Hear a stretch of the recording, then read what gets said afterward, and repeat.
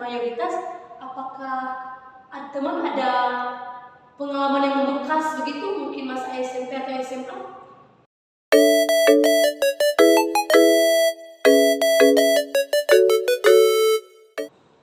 Halo teman-teman, selamat pagi semuanya. Bagaimana nih kabarnya? Semoga baik ya. Sebelumnya, Assalamualaikum warahmatullahi wabarakatuh. Shalom, Om Swastiastu, Namo Buddhaya, Salam Kebajikan. Teman-teman, sebelumnya perkenalkan, nama saya Hadapi Syukuran Warubu dengan NIM 083. Saya biasanya dipanggil Hadapi, tapi kalau teman-teman merasa itu kepanjangan bisa panggil Hadapi juga nggak apa-apa. Teman-teman, di sini saya tidak sendiri, saya mempunyai dua teman lainnya dan langsung saja kita panggil. Teman-teman bisa langsung bergabung. Halo. Teman-teman kayaknya masih belum berkenalan dengan teman-teman, mungkin bisa perkenalan sedikit. Perkenalkan, nama saya Diego Dwi Kitakuta, biasa saya dipanggil Diego dengan NIM 061. Ya, kenalkan nama saya Beatrice Rumbia, biasa dipanggil Beatrice dengan NIM 086. Teman-teman, saya mau meminta pendapat.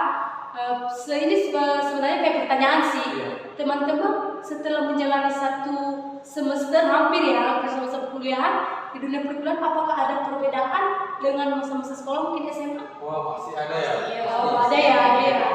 Kalau dari aku sendiri, perbedaannya itu waktu SMA aku SMA negeri, dan di SMA negeri itu untuk teman-teman Kristen Katolik itu menjadi minoritas dan yang mayoritas teman-teman agama Muslim. Nah, sementara di Sanata Dharma kebalikannya, untuk yang Kristen dan Katolik jadi yang mayoritas dan teman-teman Muslim mungkin jadi yang minoritas. Jadi lingkungannya cukup berbeda gitu. Oh, ini membahas minoritas mayoritas ya.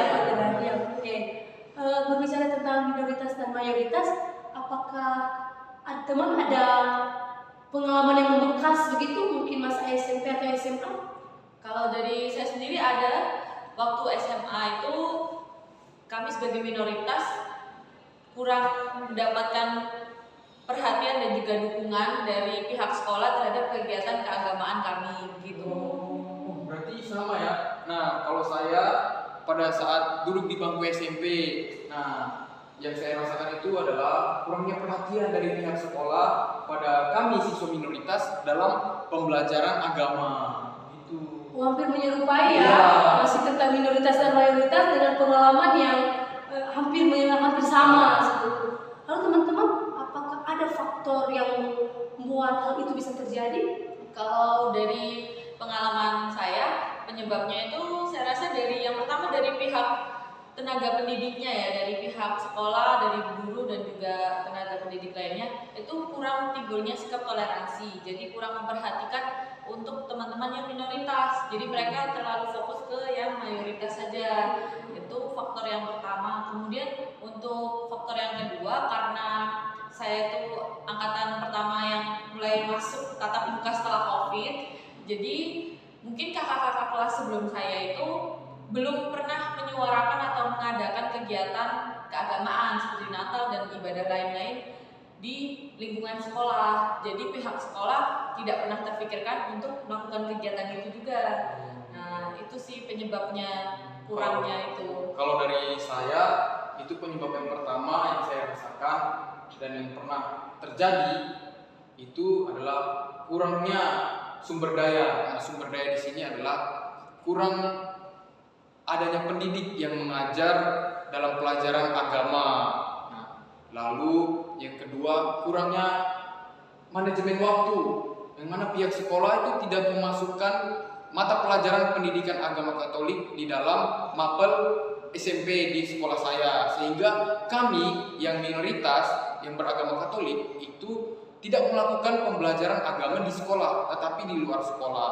Seperti itu. Oh, seperti itu. Jadi adanya faktor yang mengakibatkan tersebut sehingga membuat teman-teman jadi merasa tidak nyaman ya. Iya, tidak nyaman. Oke, lalu teman-teman, apakah ada dampak dari faktor-faktor dan masalah yang sudah kita bahas ini? Mungkin dari saya dulu ya. Iya. Nah, dampaknya setelah kami merasakan seperti itu pasti sangat berbahaya untuk kedepannya. Apalagi sebagai penerus bangsa. Nah, dampaknya yang pertama, pada saat teman-teman yang mayoritas belajar agama, kami kan di luar, tidak di kelas. Nah, di luar kelas juga kami membuat atau melakukan sesuatu yang seperti apa juga kami tidak tahu. Nah, pasti akhir-akhirnya itu ya cuma duduk bercerita.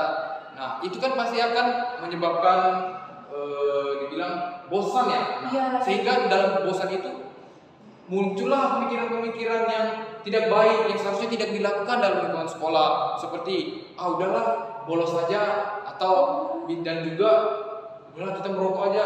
Nah, terus merokoknya dalam lingkungan sekolah. Nah, jika itu ketahuan, pasti kan akan membawa nama sekolah menjadi tidak baik. Yang kedua, dampaknya itu menyebarkan intoleran terhadap siswa, dan pasti akan muncul di siswa tersebut sifat balas dendam, karena pada saat sekarang mereka minoritas dan mereka tidak dipedulikan. Nah, ada saatnya jika mereka nanti menjadi mayoritas, mereka akan membalaskan dendam mereka terhadap agama-agama lain yang menjadi minoritas pada waktu yang akan datang. Itu Mirip-mirip ya kalau dampak dari peristiwa yang saya alami dengan yang Diego bilang poin kedua tadi tentang intoleran. Jadi siswa kedepannya nanti juga bisa intoleran, dan juga tadi ketika mereka jadi mayoritas mereka bisa jadi egois dan mau membalas dendam gitu dengan kejadian yang sudah mereka alami. Kemudian kalau dampak lainnya juga bisa jadi tanpa adanya kegiatan keagamaan di lingkungan sekolah, siswa itu di masyarakat bisa jadi mereka takut untuk melakukan kegiatan keagamaan itu. Bisa jadi mereka takut ibadah, mereka takut menunjukkan agama mereka begitu. Nah, sementara tapi juga saya merasa ada dampak positif dari kejadian yang saya alami. Kalau dampak positifnya itu untuk adik-adik kelas saya ke depannya mereka jadi lebih diperhatikan, karena saya sudah menyuarakan untuk ini kegiatan keagamaan minoritas juga harus diperhatikan. Jadi pihak sekolah sudah mulai peduli begitu. Oh, jadi dampaknya buruknya lumayan tinggi ya, Iya. seperti dari intoleran, jadi egois ketika akan jadi mayoritas, akan balas dendam teman-teman yang minoritas ya. Tapi dampak positif ketika sudah berani menyuarakan juga, akan teman-teman yang lain akan lebih berani ya untuk mengakses keagamaan mereka masing-masing.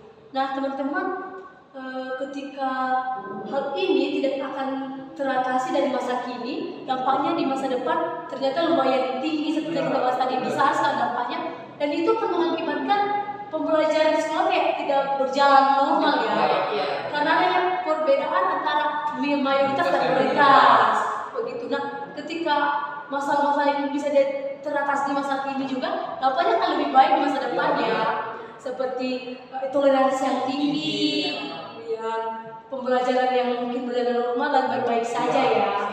Oke. Nah, teman-teman, dari sekian banyak yang sudah kita bahas, apakah teman-teman menaruh harapan ke depan dari masalah yang sudah teman-teman alami mungkin? Oh iya, dari saya harapannya seperti ini. Teman-teman jika sekarang masih duduk di bangku sekolah dan mendapatkan tindakan atau perilaku dari pendidik seperti itu, atau dalam sekolah tidak memperhatikan, teman-teman jangan takut atau jangan diam. Beranilah untuk menyuarakan pendapat atau menyuarakan sesuatu yang tidak nyaman terhadap apa yang dirasakan oleh teman-teman sekalian. Nah, penyampaian yang dilakukan juga harus dilakukan secara baik dan benar. Atau juga kita ingin mencapai sesuatu yang baik, sehingga cara dan tindakan kita harus baik juga. Lalu yang kedua, adanya kerjasama antara peserta didik, pendidik, dan pemerintah untuk memajukan toleransi, lalu menyamakan setiap hak manusia gitu, seperti itu. Kalau Betty sendiri bagaimana? Kalau aku juga sama seperti Diego ya. Yang pertama, harapan saya itu dari pemerintah dan juga tenaga pendidik supaya lebih menanamkan sikap toleransi pada diri mereka, sehingga mereka juga bisa memperhatikan siswa itu sama, tidak hanya yang mayoritas saja yang lebih dipentingkan, tapi juga minoritas juga sama-sama mendapatkan hak yang sama dengan mayoritas gitu. Oh, seperti itu. Nah, kalau Hadapi sendiri bagaimana harapannya? Oh, saya tanya juga. Iya. Oke. Kalau harapan saya sama dengan teman-teman, seperti saya berharap adanya pemerataan prioritasnya itu tidak hanya mayoritas, namun minoritas juga haknya harus lebih diperhatikan lagi biar pemerataan itu sama dan anak-anak nyaman dalam lingkungan sekolah.